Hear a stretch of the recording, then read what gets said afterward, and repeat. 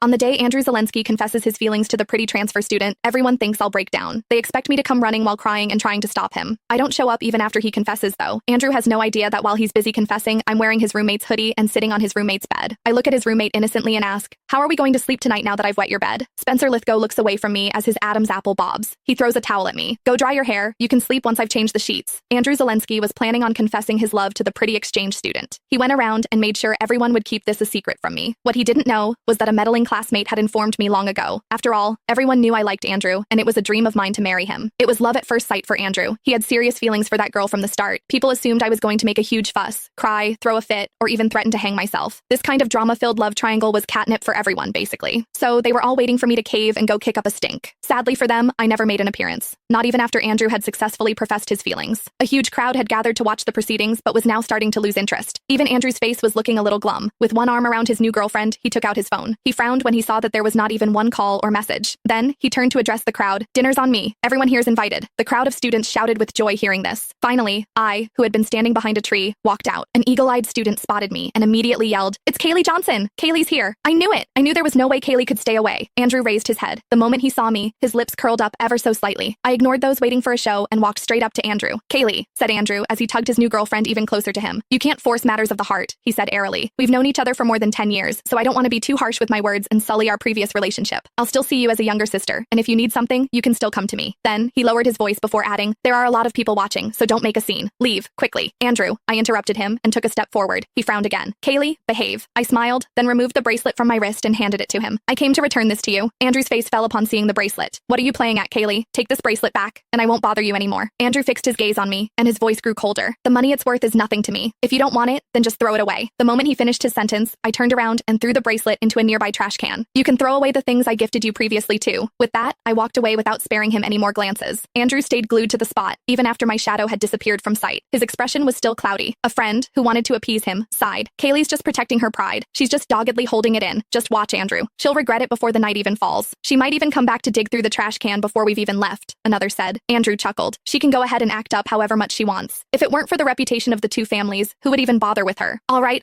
don't be mad. You need to be celebrating tonight. Don't let her ruin your fun." Andrew turned his gaze toward his gorgeous new girlfriend and promptly discarded the thought of the annoying Kaylee from his mind. After all, by tomorrow, he thought I would be acting as if nothing had happened again. He thought I'd be waiting for him at his dorm and pestering him to go to class together like usual. He had already seen similar antics from me in all these years. The rain was pouring down while I was walking along the riverside. I stood under my umbrella in the rain, thinking about the dreams I had a few days ago. In these dreams, I had caused a huge scene when Andrew confessed his love to Sienna Slangdon. I even jumped into this river that very night